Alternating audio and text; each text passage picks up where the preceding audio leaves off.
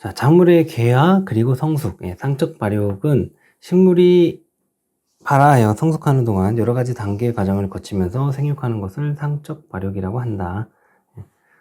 피토크놈은 빛 조건에 따라 식물의 여러 생리학적 기능을 조절하는 데 관여한다. 자, 성숙 과정 해가지고 이게 이제 나오면 그냥 좀 주워 먹자라는 느낌으로 그냥 하나 가지고만 갈게요. 십자화과의 성숙 과정은 백숙기, 녹숙기, 갈숙기, 고숙기 이렇게 이루어집니다. 순서가. 그래서 백녹갈고, 그리고 화곡류의 성숙 과정은 유숙기, 호숙기, 황숙기, 완숙기, 고숙기 이렇게 이루어져 있어요. 그래서 유호확완고, 유호황완고 이렇게 가지고 하고, 그렇게 막 중요하게 나올 것 같진 않은데 그래도 혹시 이제 나오면 하나 가져가겠다라는 마음으로 눈으로만 좀 봐놓을게요. 자, 고위도 지대는 생육기간이 짧고 대체로 서리가 일찍 온다 때문에 그 BLT형, 소문자 BLT형과 소문자 BL, 대문자 T형이 적합하다. 근데 이제 이게 이제 결국에는 이게 기본 영양 생장성, 감광성, 가문성을 이렇게 표현을 해 놓은 거예요. 기본 영양 생장성이 작으면 소문자 B로 표현을 하고, 이게 크면은 대문자 B, 감광성이 작으면은 소문자 L, 크면은 대문자 L, 그리고 가문성이 작으면은 소문자 T, 가문성이 이제 크면은 대문자 T, 이렇게 해가지고 표현을 해 놓은 건데, 이제 이 경우에는 이 소문자 BLT형 경우에는 기본 영양 생장성, 감광성, 가문성 모두 작아서 생육 기간이 짧은.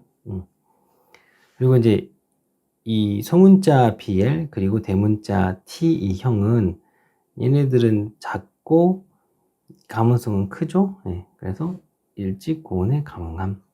그러니까 기본 영양 생산성은 베이직, 베지테이티브 그로스 이렇게 해서 비약자를 쓰고, 강강성 같은 경우에는 sensitivity for day length 하는데 이거를 light로 박아가지고 L로 쓴다 생각하시면 될 것 같고, 가문성 같은 경우에는 sensitivity for temperature, 그런데 이거 이제 temperature, 그러니까 온도니까 T 이렇게 보시면 될 것 같은데, 그래서 이렇게 표현을 해요.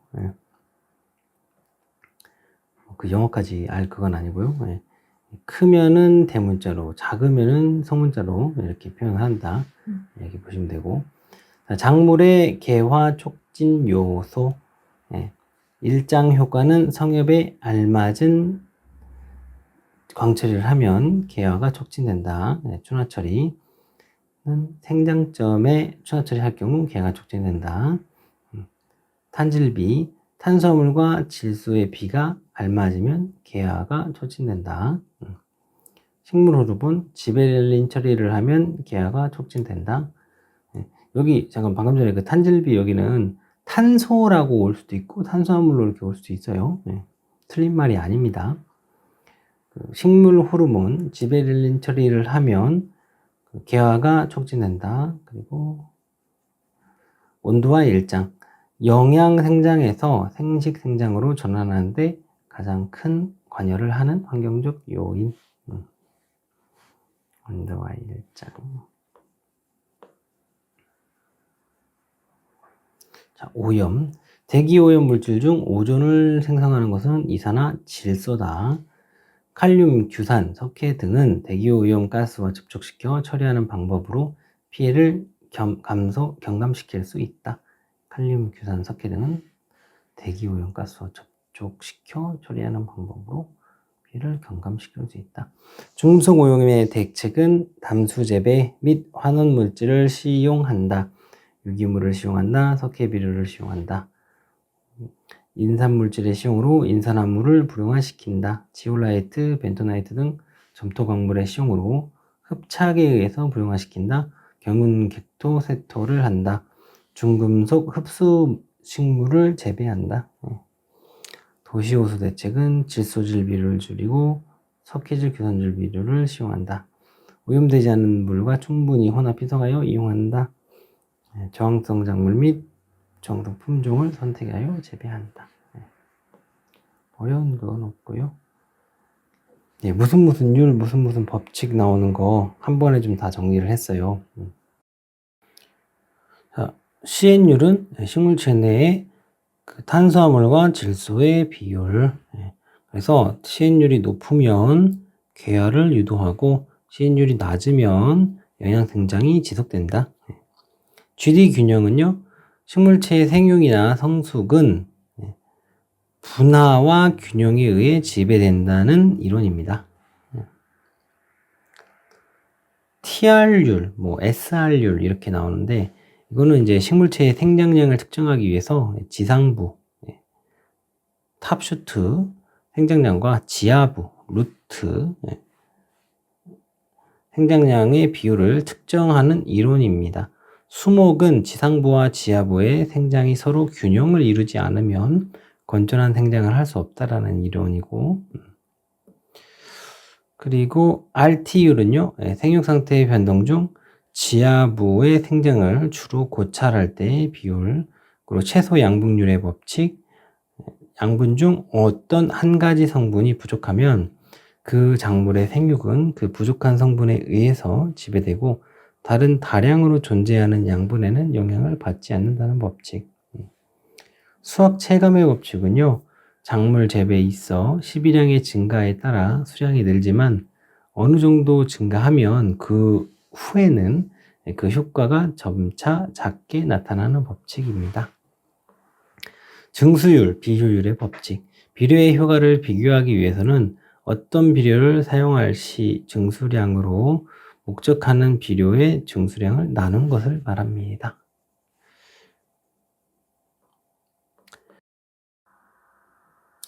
자, 스페 대책 해가지고 관련된 내용들을 이렇게 쭉 정리를 해놨고요.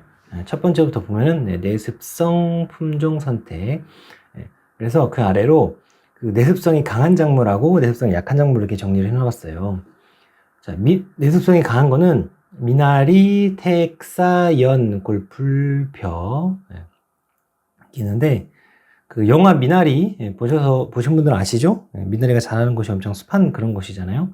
그래서 영화 미나리하고 태견 골벼 이렇게 가지고 갈게요. 그리고 내습성이 약한 것은요, 양파, 파, 멜론, 자원형 당근 등. 그래서 양파, 멜자당, 양파, 멜자당. 기출로는 이제 그 토양 습해 방지 대책 해가지고 내습성 품종을 선택하는 거 이제 맞는 걸로 이렇게 나왔었는데 한번 조금 더 들어간다 그러면 이렇게 작물들까지 나올 수가 있어요. 자, 정지예요. 정지를 잘 하면은 또 이게 그 방지 대책이 됩니다. 밭에서는 휴립휴파. 휴립휴파라는 것은 일항을 세운 다음에 그 일항에다가 파종을 하는 거예요. 아무래도 고랑보다는 일항에 하는 게 습해 방지에 좀 도움이 되겠죠. 그리고 고유재배, 습답에서는 휴립재배와 행외재배를 한다. 고유재배, 행외재배 보시고, 자, 유기물은 충분히 부숙시켜서 사용하며 습답에서는 산소가 모자라서 뿌리가 길게 자라지 못하여 심층 시비를 해도 효과가 없으므로 표층 시비를 실시한다. 배수는 습해 방지를 하는데 가장 효과적이고 적극적인 방책의 하나이다. 그래서 그 개토법은 개토하여 지반을 높임으로써 원활한 배수를 유도하는 방법. 자연배수, 토지의 자연경사를 이용한 배수로를 만들어서 배수하는 방법. 명거배수, 부진해의 수압 빗물을 표토면에서 바로 밑으로 눈에 띄게 배출하는 방법이고, 암거배수는 토양이 너무 수변에서 생산성이 떨어지는 땅에 그 땅 속에 암거를 배설하고 유해한 과잉수를 배출하도록 하는 방법. 기계배수법, 자연배수가 곤란할 때 인력, 축력, 기계력 등을 이용하여 배수하는 방법. 토양 통기를 조장하기 위하여 가는 모래를 개토하거나, 아무래도 그 모래를 깔게 되면은 그 모래에 있는 부분들은 일단 물도 잘 빠지고, 통기도 좀 좋고 하겠죠. 중경을 실시하고 부숙유기물, 석회, 토양 계량제 등을 사용한다. 부숙유기물, 석회, 토양 계량제 등을 사용한다. 화사나 석회를 종자의 분이에서 파종하거나 토양에 혼입하면 습지에서 발화 및 생육이 촉진된다. 그러니까 위에 이제 이 나왔던 이 내용들은 문제를 만들 때 보기로 다 깔릴 수 있는 내용들입니다. 이게 좀 쉽고 간단하게 나왔었는데 조금 더 난이도를 높인다라 그러면 이렇게 소위 문장으로도 이렇게 나올 수가 있어요. 그러면 문제가 조금 어렵게 느껴질 수 있겠죠. 자, 병충해와 방제법. 작물의 병충해 방제법 해가지고 몇 가지 쭉 정리를 해놨는데, 먼저 경종적 방제법이라고 하면은 제외적 방제법, 간접적, 소극적 방제 기술, 뭐 예방적 방제 기술, 이거 다 같은 말이에요. 어떤 걸로 워딩이 깔릴지 몰라서 정리를 한 번에 다 해놨어요. 어떤 데선 이렇게 말하고 어떤 데선 이렇게 말하고 뭐 서로 다를 수 있지만 같은 개념이다. 그래서 경종적 방제법은 선생님은 여기서는 경종적 방제법으로 명명을 했어요. 간접적, 소급적 이런 내용들이 있잖아요. 예방적. 그래서 토지 선적, 혼식, 윤작, 생육기의 조절, 중간 기주식물의 제거, 부병 종묘 재배, 이런 친구들이 그 경종적 방제법에 해당이 되고, 그 생물적 방제법은 청적을 이용하는 거, 천적. 그리고 물리적 방제법은 물리적인 거죠. 포살, 체란, 소각, 소토, 담수, 차단, 유살, 이렇게 하는 거. 그리고 화학적 방제법은 살균제, 살충제, 유인제, 기피제, 이런 것들 이용해서 하는 방법을 화학적 방제법이라고 하죠. 내용 한번 보시고 분류를. 페로몬의 장점은요, 페로몬은 자연적으로 발생되는 거, 그리고 무독성, 환경오염 요인이 없고, 유용 곤충에는 또 안전하고 같은 종에만 영향을 미치는 종특이적, 그리고 해충 종합관리에 이상적인 요소로 이렇게 페로몬의 장점은 한 번에 정리를 해놨어요.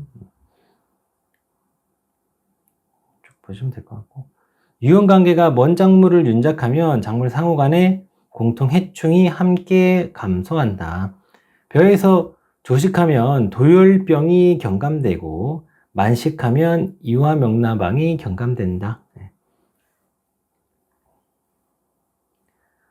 온탕 처리로 방지할 수 있는 병, 내용들 쭉 이렇게 한번 정리를 좀 해놔봤고,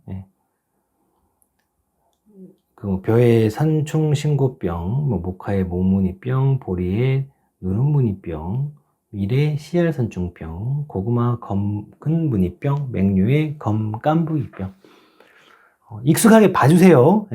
계속 반복해서 여기 나와 있는 정도는 진짜로 최소한으로 해놓은 거니까요. 자, 그리고 작물별 병충해 해가지고 이게 엄청 많을 거 아니에요. 그 많은 작물들에. 근데 그거를 다 외워서 나올지 안 나올지도 모르고, 그 나오면 한 문제 나올 건데 그거를 맞추기 위해서 그거를 다 외우는 건 사실은 크게 그 효율이나 이런 게 떨어질 것 같아서, 여기에 지금 쌤이 가져온 이 작물별 병충해는요, 우리 2차 시험에서 기존의 업무방법서, 이제 새로 나온 거는 이제 이론서, 그쪽에서 있는 친구들, 그러니까 현재 우리 보험에서 그 보상을 해주는 병충해들만 가져온 거예요. 근데 어차피 이 정도는 또 외우면 좋은 게, 어차피 2차 시험 볼 때도 쓸 거니까 최소한인 거죠. 그래서 요 정도는 우리가 준비하자. 그러니까 여기에 있는 병충해 외에도 이 품목들에, 선생님이 뭐 복숭아, 벼, 감자, 고추 이거 여러 번 얘기를 했는데 1차 강의 때도 이 그 품목에서, 이 작물에서 이 병들만 오는 게 아니에요. 사실은 더 다른 병도 올 수 있어요. 근데 지금 선생님이 여기다 적어 놓은 거는 현재 우리 보험에서 그 보상을 해주는, 보장을 해주는 그 병충해들이에요, 이게. 그래서 이 정도는 한번 우리가 기억해 보면 좋겠다. 자, 그래서 복숭아 세균 구명병 있고요. 복숭아는. 그리고 벼는 흰줄새 도깨 먹뼈. 그래서 흰줄이 3개 간 뼈는 도깨비가 먹는 뼈다. 그래가지고 흰잎 마른 병, 줄무늬 마른 병, 세균성 벼알 마른 병, 도열병, 깨시무늬병, 먹노린재, 벼멸구. 여기는 지금 7회 때도 한번 나오고 그 앞에도 한번 나오고 그래서 2번 벌써 나왔어요. 쓰라고. 그리고 2차에서요. 감자는요. 이제 감자랑 고추는 그 등급별 인정 비율이라고 그래가지고 쌤이 이거 정리하느라고 한참 썼어요. 보면서 이렇게 등급이 나눠져요. 그래서 칸을 이렇게 쌤이 나눠놨는데 이제 1차에서는 나오는 내용은 아닌데 어차피 2차에서 볼 거니까 이제 여러분들 미리 좀 알려드릴게요. 예습한다는 느낌으로. 1차에서도 또 나오면 한 문제 또 주워가는 거고요. 그래서 보면은 이제 아유 너무 빡빡하죠. 지금 여기 필기 돼 있는 거는 좀 다 써주세요, 여러분들. 그래서 감자, 고추가 쌤이 암기법을 쌤이 알려준 게 있는데요. 쌤이 고추 건까지는 괜찮다는데 감자는 쌤이 만들어서 알려주고도 뭔가 막 시원하지가 않았어요. 그래서 우리 카페에서 여기 우리 카페에서 그 컨테스트를 했어요. 이거 암기법 컨테스트를. 그래서 1등한 작품 우리 그 회원이 우리 수험생이 독수리가 만든 그 1등한 작품을 가져와서 그 암기법을 제가 이제 쌤이 알려드립니다. 이렇게. 그러니까 이렇게 재밌지 않아요? 수험생이 선생님한테 알려줘, 암기법을. 그래서 1등한 놈은 쌤이 공부를 해가지고 또 여러분에게 알려줘. 우리가 작년에 겨울에 이거를 진행을 했어요. 공부 좀 시키려고. 그래서 1등한 작품입니다. 자, 뭐 역병, 갸륵병, 모자이크병, 무름병, 둘레썩은병, 뭐 가루, 더댕이병, 입말림병, 감자뿔나병 해가지고 쭉 이렇게 뭐 병들이 있는데 이거를 1, 2, 3급으로 나눠가지고 등급별 인정 비율이 1급에 해당하는 이 그 병충해가 오면은 90%를 인정을 해주고 2급 거는 70%, 3급 거는 50% 이렇게 인정을 해줘요. 고추과에서는 1, 2, 3등급으로 나눠가지고 1등급 게 오면은 70% 인정, 2등급 건 50%, 3등급 건 30% 이렇게 해줘요. 뭔 말인지 지금 모르시겠죠? 2차 공부를 안 하신 분들은. 그래서 지금 2차 공부 빨리 먼저 하시라고 하는 거예요. 할 내용이 많으니까. 어쨌든 이렇게 분류가 돼 있다. 근데 1차에서는 이런 것까지는 나오지는 않고 여기만 일단 좀 기억을 해서 보자. 그래서 어떻게 외우냐? 이거는 우리 그 독수리가 만든 거예요. 1등 독수리, 1등 하신 독수리가. 자, 모자 쓴 무, 그리고 달걀이 1급 감잎 가루를 먹고 90% 확률로 역병에 걸렸다. 달걀 둘이서 1급 감잎가루를 먹고 90% 확률로 역병에 걸렸다. 이렇게 기억하세요. 그리고 2급 거는요, 보이죠? 마더 방아가, 검은, 이제, 줄무늬, 이것까지 같이 갔던 것 같아요. 줄무늬 셔츠와 진청색 바지를 입고 풋볼을 하다가 2급 홍시를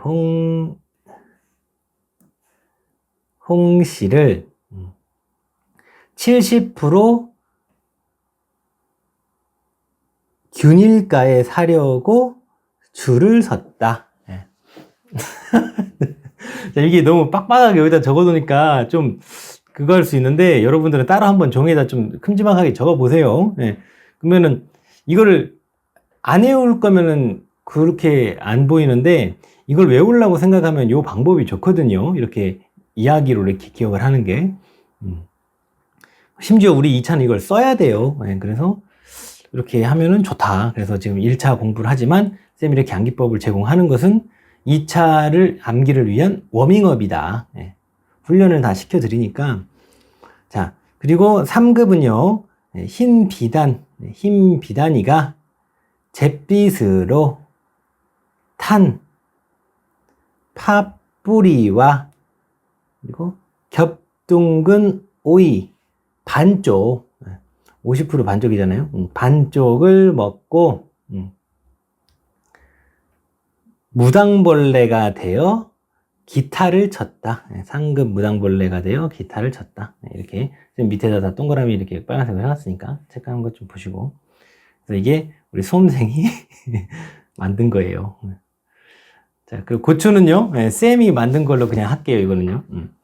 그래서 1, 2, 3등급인데, 역병, 탄저병 1등급은 역병, 탄저병, 품마름병, 세균성 전문이병, 바이러스병. 그리고 2등급은 잿빛 곰팡이병, 시드름병, 담배가루이, 담배나방 이렇게 있고, 3등급은 균핵병, 진딧물 및 기타, 흰가루병, 무름병 이렇게 있어요. 그래서 이거를 어떻게 정리했냐면요. 자, 1등으로 역에서 탄 풋, 세균, 빠이 이렇게 했어요. 풋, 세균, 빠이.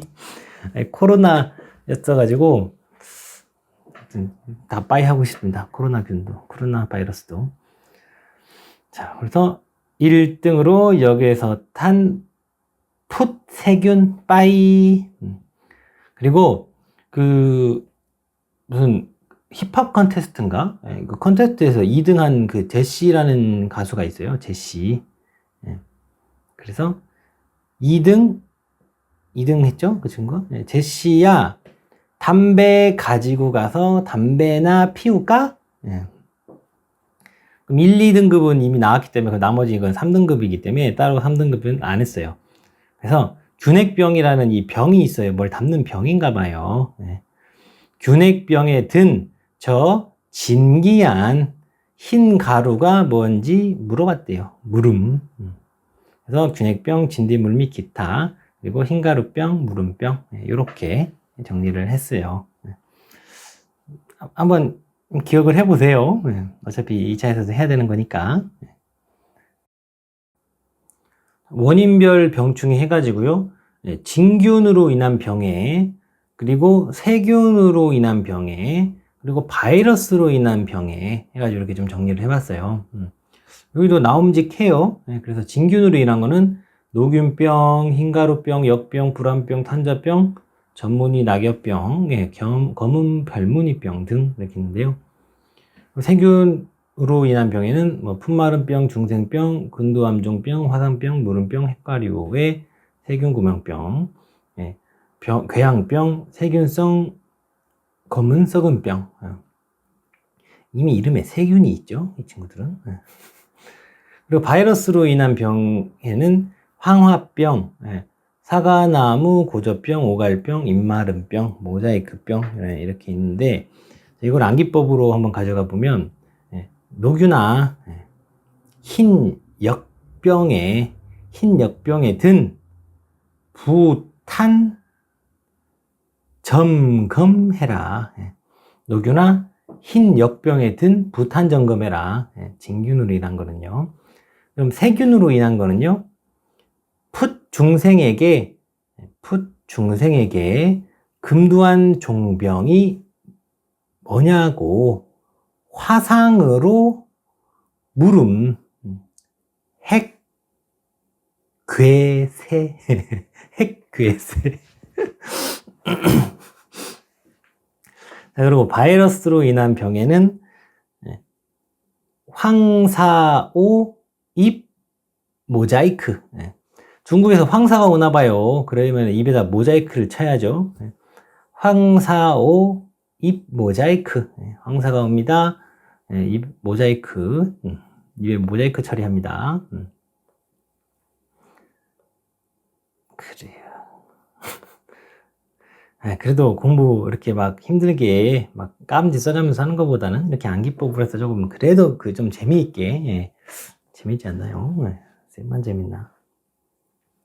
자, 냉해 부분 볼게요. 자, 냉해 해가지고 저온 또는 일조량의 부족으로 농작물이 입는 피해를 말한다. 저온으로 말미암아 뿌리에서 수분 및 양분의 흡수 기능이 감퇴되는 반면 증상 기능은 증대되어 체내 수분 부족으로 위조되고 심하면 건조고사하게 된다. 저온에 여름 작물에 대해서는 그 냉해라고 하고, 겨울 작물에 대해서는 동해라고 한다. 냉해 종류 해가지고 이렇게 있는데요. 지연형 냉해는 오랜 기간 동안 냉온이나 일조 부족으로 생육이 늦어지고 등숙이 충분하지 못해 감수를 초래하게 되는 냉해. 장애형 냉해는요, 작물 생육 기간 중 특히 냉온에 대한 저항성이 약한 시기에 조온의 접촉으로 뚜렷한 피해를 받게 되는 냉해.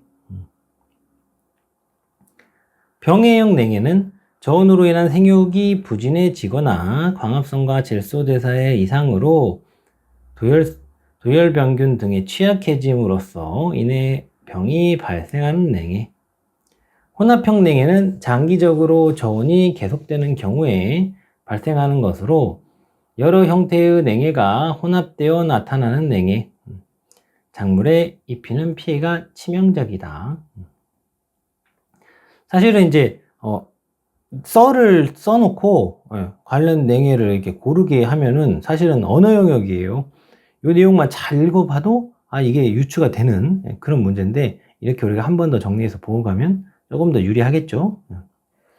이렇게 기출은 이런 식으로 나왔었다. 자, 냉해에 강한 벼가 있는데요. 그 종이 유망종, 유색종, 찰벼, 수중형, 조생종 이렇게 돼요. 그래서 찰수조라는 미국 친구가 또 있나 봐요. 조찰수 씨. 그래서 You too, Charles, 찰수조, You too, Charles, You too, 찰수조. 유가 두 개잖아요. 유망종, 유색종, 찰벼, 수중형, 조생종. 그래서 You too, 찰수조, 냉해에 강한 벼예요. 냉해에 강한 You too, 찰수조. 그리고 냉해에 그럼 약한 것은요. 유였잖아요. 무로 바뀌죠. 무망종, 무색종. 찰벼에서 매벼로, 수중형에서 수수형으로, 조생종에서 만생종으로 바뀐 게 약한 벼. 이렇게 기억을 하자고요. 그래요. 자, 동해해 가지고 농작물 등이 추위로 입는 피해.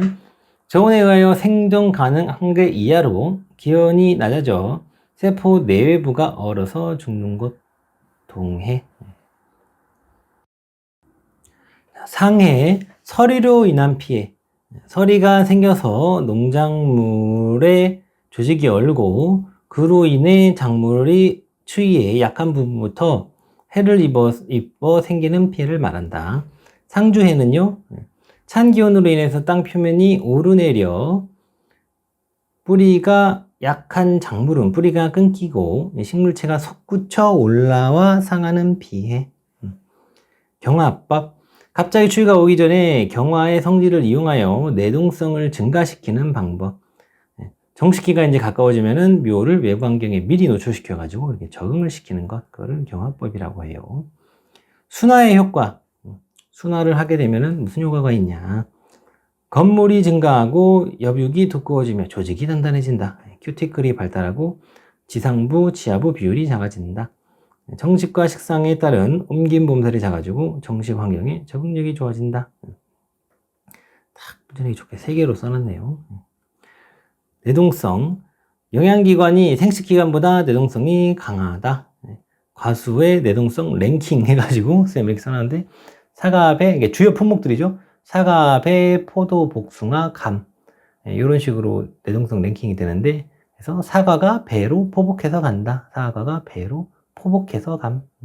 이렇게 기억하면 얘네들이 내동성이 좋은 친구들부터 좀 떨어지는 친구들로 랭킹을 이렇게 만들어 놨어요. 자, 그래서 상살수 빙결법 나왔네요. 물이 올 때 발생하는 자멸을 이용하는 방법. 그리고 내한성에 대한 설명을 정리를 했다는데, 이 한자는 여기 보면은 이거는 지금 내동성이죠.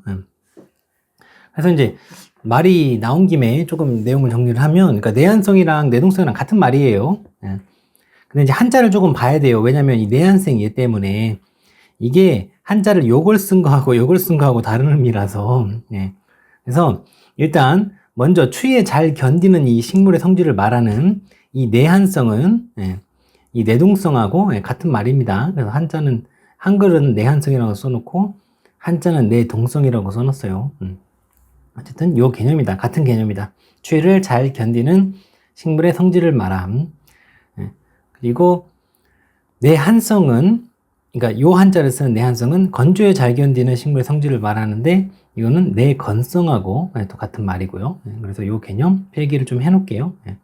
내한성이라고 나오면 이제 한자를 봐야 되겠죠. 근데 보통 요 의미로 많이 써요. 보통. 그리고 내건성이라고, 아예 내한성이라고 안 하고 내건성이라고 이렇게 많이 쓰고, 이렇게 나올 수 있겠네요. 이렇게. 어쨌든 개념은 좀 알고 있자. 한자 공부 시간도 아니고. 자, 뿌리는 일반적으로 내한성이 약해. 사과의 경우 지상부는 겨울철에 영하 40도까지 버틸 수 있으나 지하부는 영하 11도에서 12도에서 동해를 입는데요. 그리고 가수작물의 동해 상해에 관한 설명해가지고 꽃눈이 잎눈보다 이렇게 해가지고 이제 내한성이 강하다고 나왔는데, 그게 아니라 잎눈이 꽃눈보다 내한성이 강하다가 옳다. 기출문제 나왔던 것까지 보고. 그리고 수해, 한해, 염해, 풍해 내용도 나오는데요. 이제 수해의 피해 정도, 수해가 왔을 때 어떤 형태일 때 그 피해가 더 심하고 어떨 때 좀 덜한가. 그래도 이제 흐르는 물일 때, 유동수일 때 조금 제일 덜하고, 정체되어 있는 물보다는, 그죠? 그리고 맑은 물일 때 탁한 물보다는 조금 덜하고, 일부 이렇게 침수된 게 완전 그 물에 잠긴 그 관수보다는 좀 덜하고, 그죠? 저온일 때, 그래도 고온일 때보다는 좀 덜하다, 피해가. 이렇게 상대적인 개념을 이런 식으로 좀 정리를 했어요. 자, 한해, 가뭄해. 가뭄이 지속될 때 작물의 잎에 나타날 수 있는 특징인데요. 이제 기출문제 나왔던 거예요. 연면적이 감소한다. 그리고 증산이 억제된다. 조직이 치밀해진다. 광합성이 촉진된다. 우리가, 이건 말이 안 되죠. 우리가 이제 앞에 우리 강합성 공부했잖아요. 강합성이 어떻게 되는 건가. 선생님이 그 화학식까지 써줬는데, 물하고 이산화탄소 이렇게 있을 때 얘가 이제 빛을 탁 만나면은 이게 이제 포도당과 산소로 이렇게 바뀌는 게 이 광합성이었잖아요.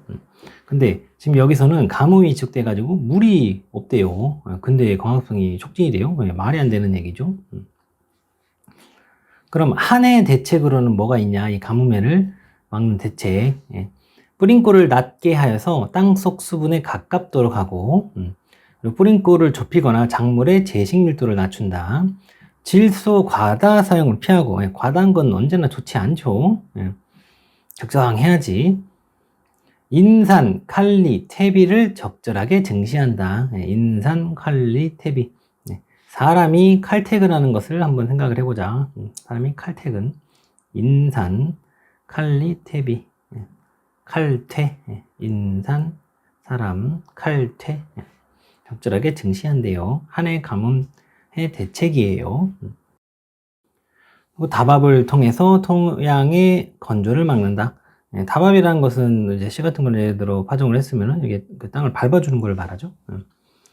내건성인 작물과 품종을 선택하고 토양의 수분은 최대로 보유하고 증발은 억제할 수 있는 조치를 한다. 결국에는 이 개념이죠. 결국에는 토양 입단을 조성한다. 입단 항상 중요하다고 그랬죠. 중경제초한다. 보면 일단 여기 이제 기출문제 나왔던 거 보기 깔렸던 건데 과용, 오남용, 지나치게 많이, 과도하게 이게 틀린 보기예요.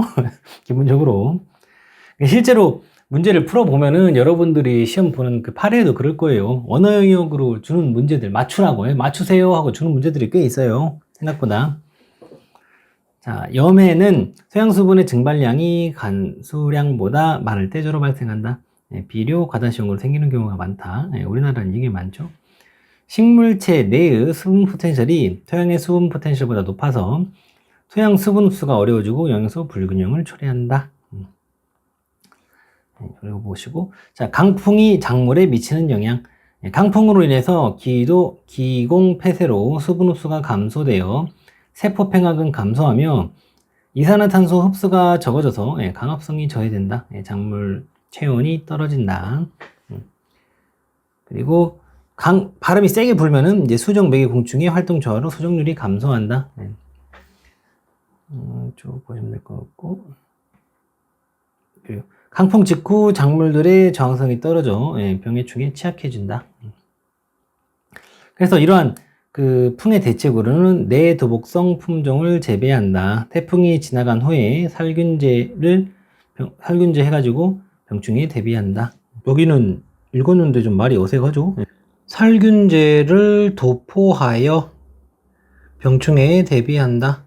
이렇게 도포하여 좀 써주세요. 그리고 적정한 재배 밀도로 작물을 재배한다. 처음 나온 1세다 보니까 그런 것들이 하나씩 보이네요. 자, 우리나라의 우박 피해. 여기도 나옴직해요.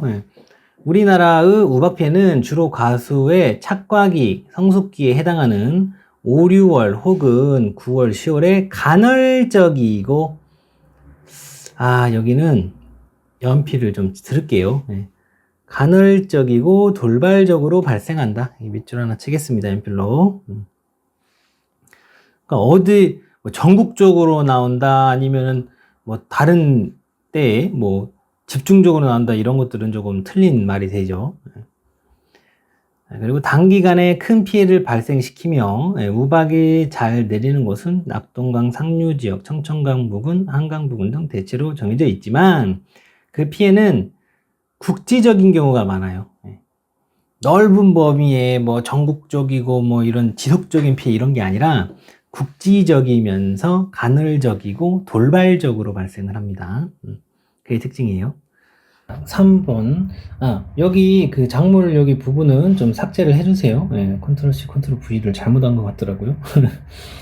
자, 그래서 그 1차 우박 피해 이후에 2차적으로 병해를 발생시키는 등 간접 피해를 유발하기도 한다. 그러니까 항상 이 병해 같은 것들은 앞에 우박이라든지 뭐 긴 장마라든지 이런 것들이 이렇게 쭉 와가지고 그게 끝날 무렵에 이제 나타나요. 이렇게 해서 우리 작물 친구들이 면역이 떨어지죠. 그 체력이 떨어지고 그런 틈을 타서 이렇게 딱 발병을 하는 경우가 많아요. 자, 그래요. 그래서 오늘도 이렇게 해서 데이 6 부분을 다 봤네요. 이제 다음 시간에 데이 7 부분 하면 시험 기본 강의 한 바퀴가 끝나게 되네요. 자, 그래요. 고생들 많으셨네요.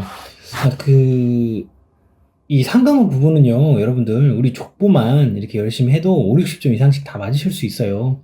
그런데 최악의 상황이라고 하더라도 사실은 여러분들이 너무 걱정하지 않으셔도 되는 게 1, 2과목에서 점수가 따기가 좋잖아요. 1, 2과목 난이도를 조금씩 올리는 추세기는 한데 어떻게 올려도 뭐 7, 80점씩은 다 맞으시거든요. 1, 2과목이요. 공부를 하신 분들은요. 그러면 3과목은 사실은 40점만 넘어도 합격이에요.